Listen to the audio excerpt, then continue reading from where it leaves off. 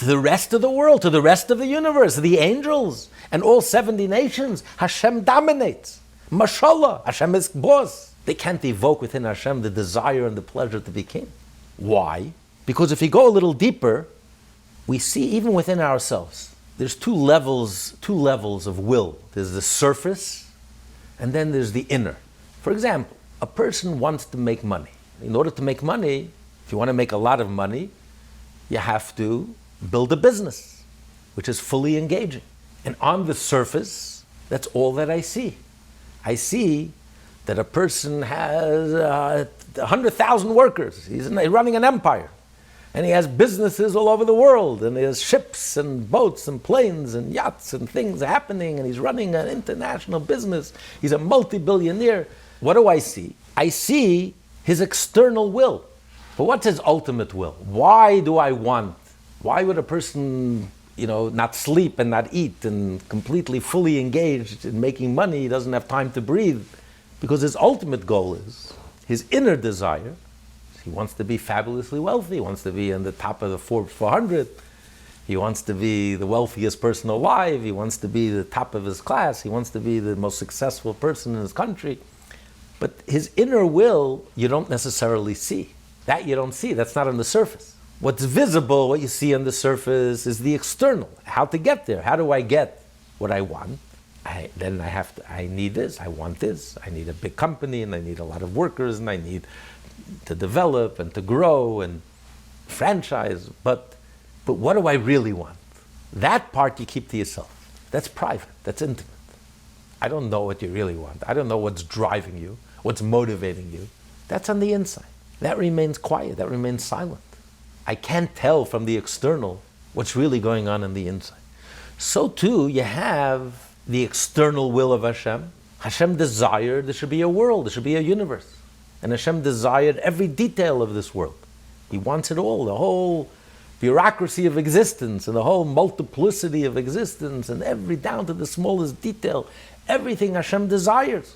Every leaf, how many times it turns over, which wind will blow it over, which direction, where it will land, down to the tiniest detail, everything in this world is run by Hashem. Hashem dominates the world.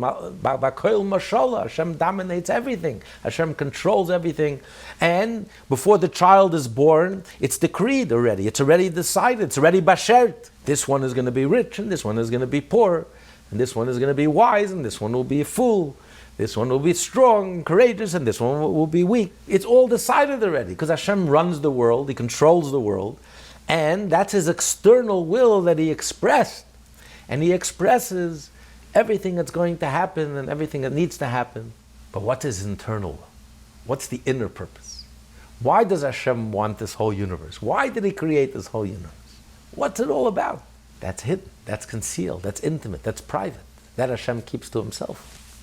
What is the real purpose of creation? His inner desire, his inner motivation, his inner will.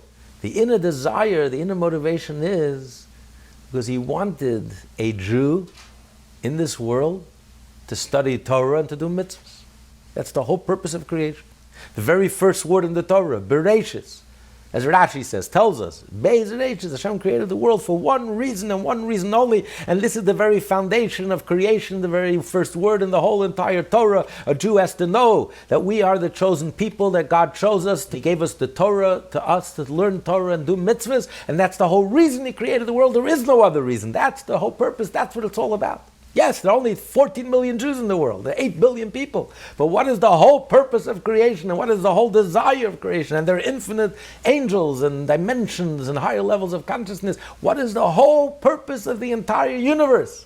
His hidden purpose, which only Hashem knows, his inner pleasure, and the reason, his motivation that motivated him to want this world and to desire this world and to create the world is. And that's why he dominates the whole world and he creates the world and brings the whole world into existence.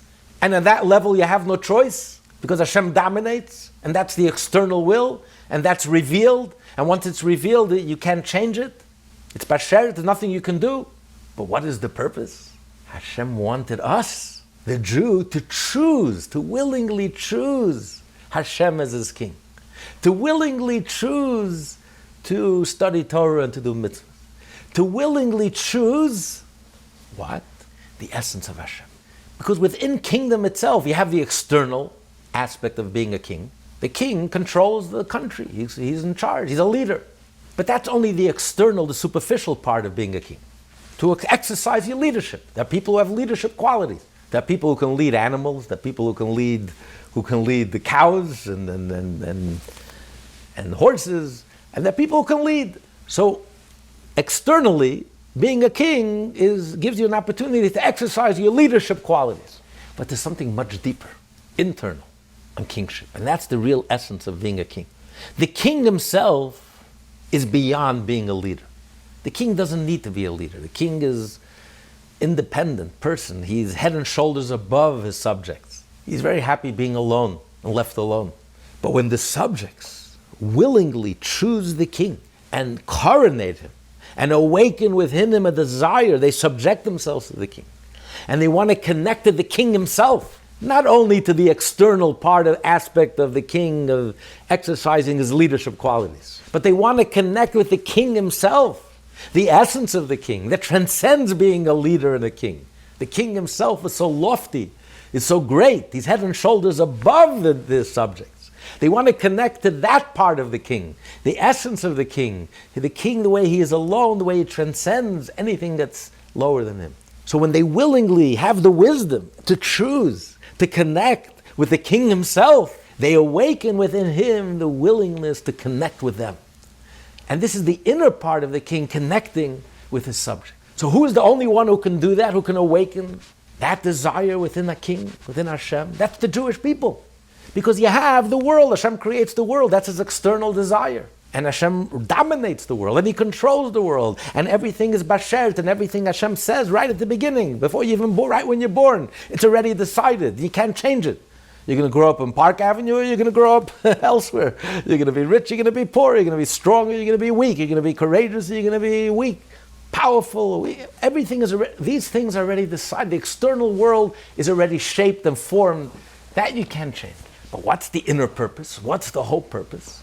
Purpose is Hashem wanted the Jew to willingly choose to be close to Hashem himself, to willingly choose to worship Hashem himself, to serve Hashem himself by doing Hashem's will, which is Hashem himself, doing his mitzvahs, which is Hashem's will, learning his Torah, which is Hashem's wisdom. When a Jew willingly chooses to learn Torah, to do mitzvahs, to connect with Hashem himself, the inner part of Hashem, that transcends being dominating and exercising leadership qualities. It's the very essence of Hashem you're connecting with, willingly choosing, you're subjecting yourself and willingly choosing. You evoke within Hashem the pleasure and the will to connect with us. And to a Jew, this is the ultimate. I'm a millionaire, I'm a billionaire. I'm doing a mitzvah, I feel like a billionaire. I'm close to Hashem, I'm worshiping Hashem, I'm serving Hashem. And we do it willingly and wholeheartedly, and it's our choice. And even when Hashem has to force a Jew to do the right thing, like it says the Navi, Yecheskel says, Loi biyad chazaka. Hashem says sometimes we're going to have to force you, to remind you that you're Jewish. But all it does is it just awakens that, because deep down every Jew willingly chooses Hashem and connects with the essence of Hashem. And for a Jew, life is not about what can I get from the universe. What can I get from the universe? How many riches can I get from the universe? How much health can I get from the minister of health? How much justice can I get from the minister of justice? How much finances can I get from the minister of finance? Or maybe I'll be so clever, I'll connect to the king, and the king, if I connect to the king, I get whatever I want, even though it's very difficult, because you can't bribe the king. A minister, you can bribe the minister, you get close to the minister. The king, he doesn't care. You won't be able to sway him or to hoodwink him. But to me, my life is not about what can I get from the universe. How can I game the system? For a Jew, it's not a system. The universe is not a system. Kabbalah is not a system. Oh, let me figure out the system, the way it works. And if I figure out the system, I master the system. I can control the levers. I can get what I need. You want parnasa? Pull this button. Say this Kabbalistic name. You want health? Say this Kabbalistic name. Life is not about a system. For a Jew, we're not gaming a system. It doesn't matter how sophisticated the system is or how Kabbalistic. That's the way a goy thinks. That's not the way a Jew thinks. For a Jew, Life is not about gaming a system. This is the wisdom of the wise one in the Medrash. The wise one says, I don't want the duchsin, and I don't want the parchin, and I don't want the stratulitin. All I want is the king himself. To me, the whole goal in life and the whole purpose in life and the greatest value in life and the greatest joy in life is just being able to be close to the king himself. The king who transcends even being a king. The king himself is so lofty and is so great. If I can be close to him and I can fulfill his wish and I have the honor of serving him and being connected with him, I have everything that I need. I don't need anything else. And even if it takes tremendous sacrifice for me to get close to the king and to do what the king wants, I'll in a second, because that's the greatest value. That's the greatest, most precious thing in the world. I don't need anything else. There was this great Rosh Yeshiva, literary Rosh Yeshiva, Rabbi Krasnianski. He was from Russia and he was sitting in Siberia once. And once he woke up in the morning and he felt terrible. He said, Moida Ani. You start out the day thanking Hashem. He said, what am I thanking Hashem for? I'm in Siberia. I'm being tortured. I don't even have tefillin. I can't even serve Hashem. I can't study Torah. I'm like, what am I thanking Hashem for? And he said, you know what? I'm thanking Hashem for the ability to be able to thank Hashem. Just for the ability to say, Moida Ani. For that alone, I'm thanking Hashem. Later on in the previous Lubavitcher Rebbe, the Frierdiker Rebbe heard this. He says the whole prison was worth it, just so that he should understand and he should get this idea. That Judaism is not about what can I get from it, how much learning satisfaction I can get from learning such deep concepts, or what can I gain, how can I gain, and what can I get. That's not what life is about. He had to go to Siberia to learn that what is life all about. For a Jew, the fact that I can talk to Hashem, the fact that I can daven to Hashem, the fact that I can say, tell Hashem, Moida Ani, thank you, for being able to say thank you. For that alone, I have everything that I need. Everything else is icing on the cake. I have everything that I need. I don't need more. I can get close to Hashem, and I can connect with Hashem, and I can do what Hashem wants. And I connect with the inner part of Hashem, the essence of Hashem. This is something that only the Jew sees. The non-Jew doesn't see it. He lives in the surface. He is stuck in the system. So he can't get beyond the system. So everything is about gaming the system. Okay, let me get close to this minister, the minister of finance. Let me get close to the minister of justice. Let me get close to the minister of health. And that's mashallah. Hashem dominates. That's the external will. But the Jew connects to Hashem, the essence of Hashem. It's beyond the system, transcends the universe, the whole frame of reference of the universe. Hashem himself. That's what it means to be a king. It's personal. It's a relationship. To connect with Hashem himself, the king himself transcends exercising his leadership qualities. He's beyond that. And I'm connecting with that part. That's the connection between the king and the subjects. That's why you can't be a king over animals. You can exercise your leadership qualities over animals, but you can't be a king over them. A king and a subject is a relationship. It's personal, it's a relationship. It's from your essence that you willingly choose, and you evoke within Hashem a response that his essence, it becomes your king. And you become connected to each other. And that's the greatest value. And I'm ready to sacrifice my personal benefit. The Jew is ready to sacrifice to keep Shabbos, to inconvenience himself, to lose money. A Jew was ready to endanger himself to be able to serve Hashem. Because that's the greatest value. I do what Hashem wants. I'm being intimate with Hashem. I'm connecting with Hashem, touching the divine. That is it. That is what it's all about. That's the whole purpose of creation. That's what it's really all about. But that's not something that's obvious. It took 2,248 years till Hashem gave the Torah, till Hashem revealed the inner reason. It took 1,948 years till the first Jew was born. And that's why the pasuk says, Hashem melech elam va'ed, when Mashiach will come. And then Hashem will be king forever and ever. That the Jew will willingly choose Hashem, and Hashem's kingdom will be fully revealed. Then, of the Goyim Me'artzei, then there will no longer be anything external. Everything external and superficial will be lost. Everything will become part and connected with the inner. This whole approach of life, of this world being a system, and I'm gaming the system, and ego, and it's about me, and it's about... The whole world will reorient itself, and the whole world will become about being close to Hashem, doing what Hashem wants. Being close to Hashem. That is the only value and that's the only thing that matters. That's when Hashem becomes king, truly a king. So this is the ultimate honor, this is the ultimate glory. Ultimate honor and glory is not in the in the upper realms, in the higher realms, in the upper worlds, in the sublime, in the heavens, the heaven of heavens. No, the ultimate honor and the ultimate purpose is Yehi Chevod Hashem le'olam, in this world, b'maisav, in this world, Hashem melech olam va'ed, in this world, Hashem shimcha le'olam, zichrecha l'dor v'dor, in time and space, within us. This is, in our daily lives, this is where Hashem is found. That the whole essence of life is not about me, myself, and I, and ego. In this world of time and space and people and this physical world, which seems to be completely defined by ego, the whole world will become filled with the glory of Hashem, Yehi Chevod Hashem le'olam.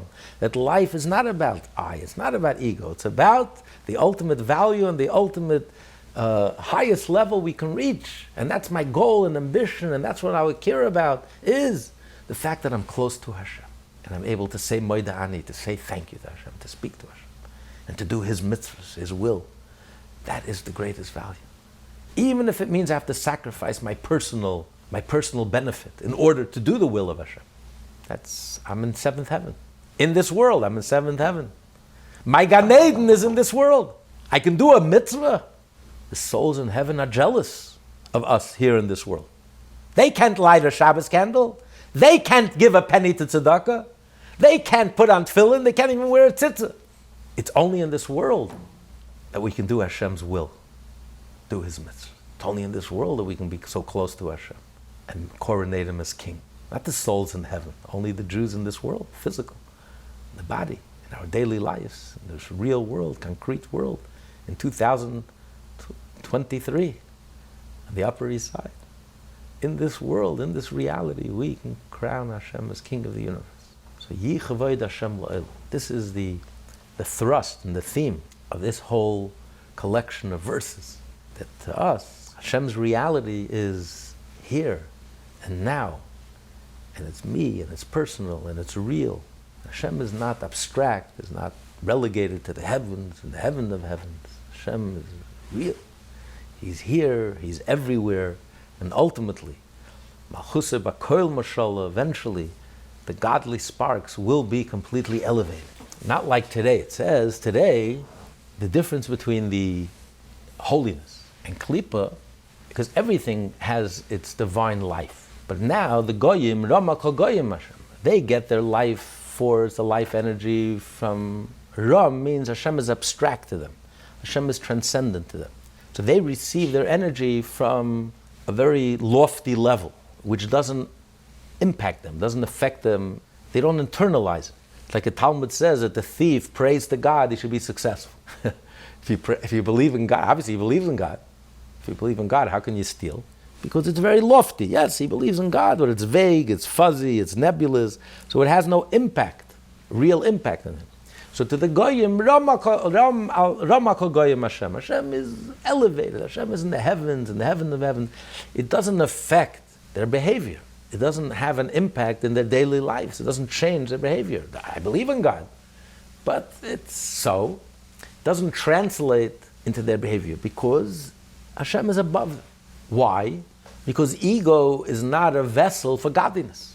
Hashem and ego don't go together. Hashem is everywhere, except with His ego. Hashem says with His arrogance, I can't even be in the 4 cubits of anyone who's arrogant.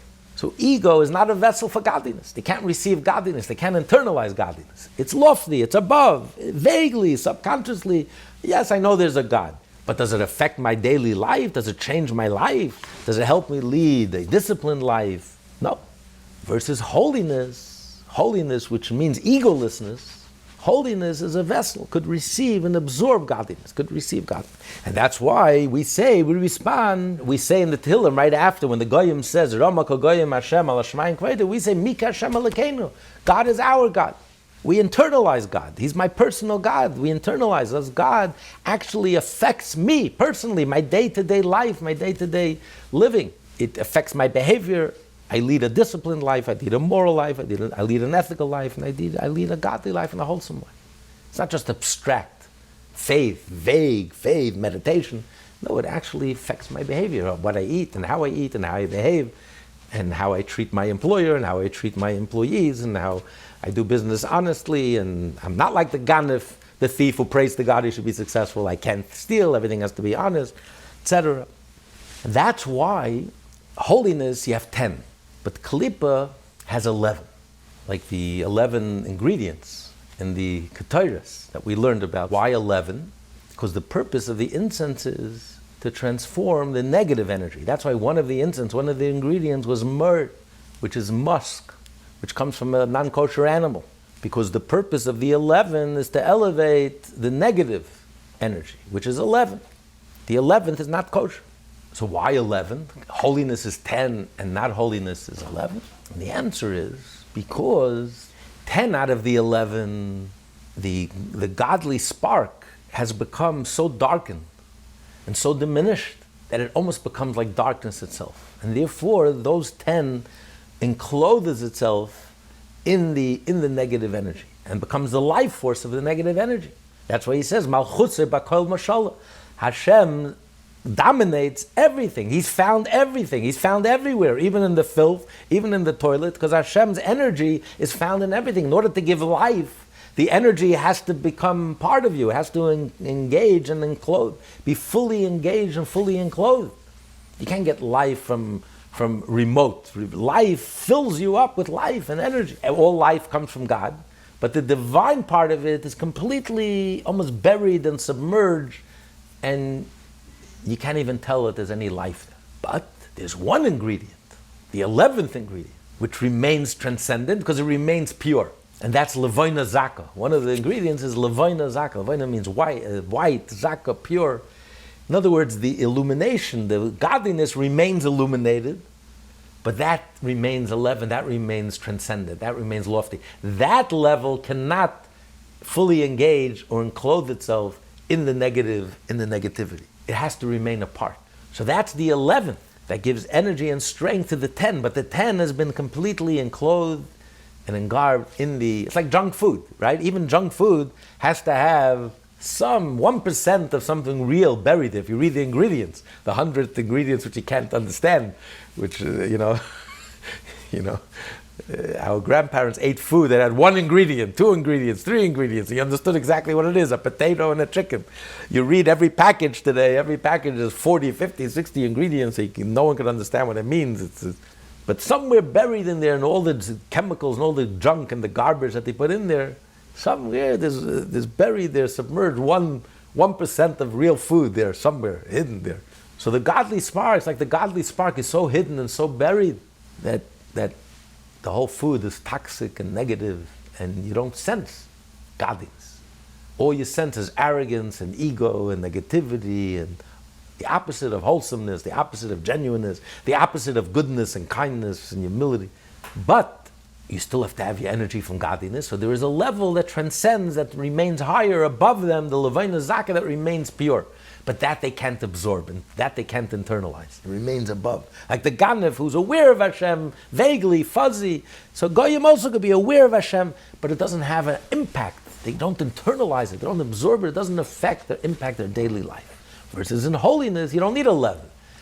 The godly energy is fully internalized. You sense godliness, you feel holiness, and therefore it affects you, it impacts you. You lead a godly life, you lead a holy life.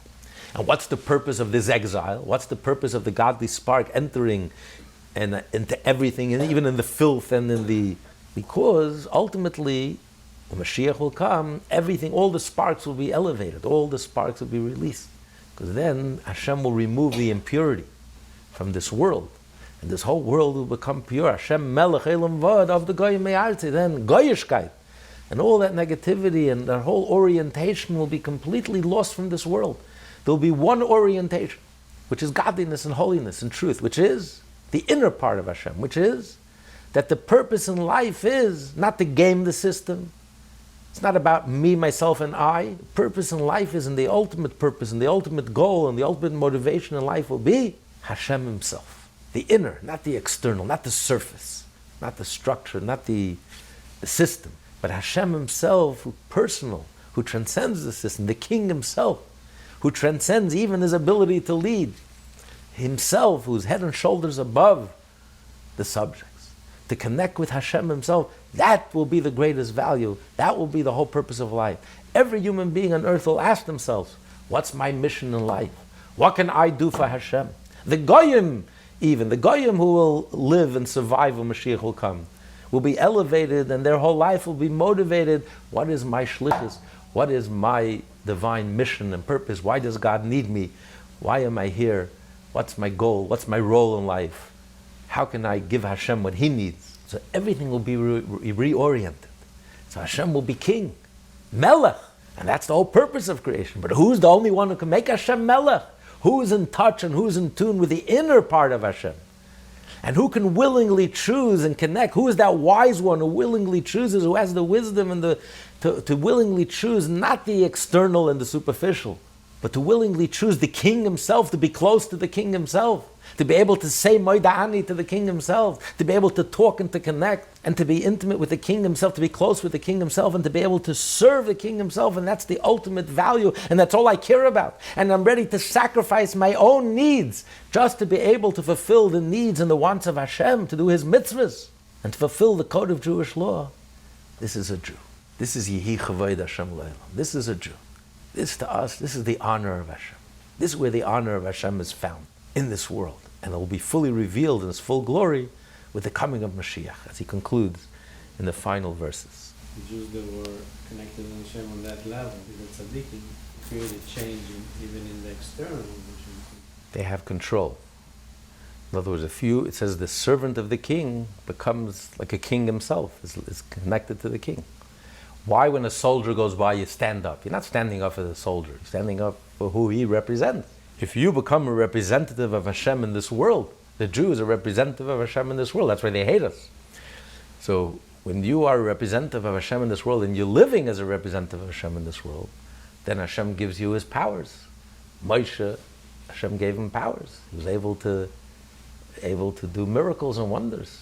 If you yourself live a miraculous life, if you live a life that's beyond the frame of reference of the universe, like Avraham Avinu. Avraham Avinu walked in the fire for 3 days.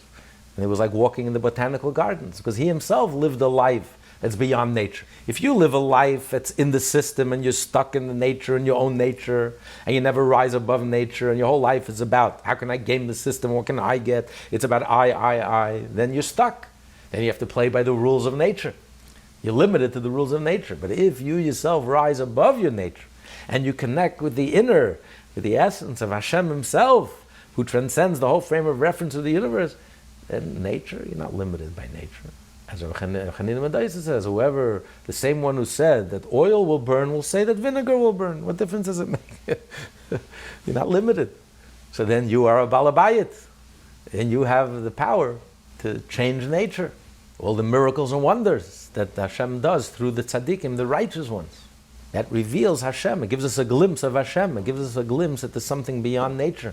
There's something beyond the surface. A whole different reality. But that's if you live that type of life. You have to live a miraculous life. And you have to live a godly life. You live and you're tuned in, you're plugged in, and you're connected. And you live that type of life. Then miracles and wonders happen to you. And in general, the Jewish people, the whole Jewish people was one big miracle and wonder. Our survival and existence is one big miracle and wonder. A Jew walking down Park Avenue is the greatest miracle in the world, is one big miracle and wonder. Because the whole essence of the Jew is really connected. Even if we forget about our Jewishness, and even if we seem to be consciously disconnected, but the reality is, the truth is, Hashem just has to yell at us or wake us up. And hopefully he doesn't do it through yelling at us. Maybe we win the $1 billion lottery. He can also wake us up. It could be in a good way. But when he wakes us up, he awakens that innate and inherent connection that we all have deep down. Because deep down, every Jew is a willing subject who willingly chooses Hashem with all his heart, all his soul, every fiber of his being, and every bone in his body.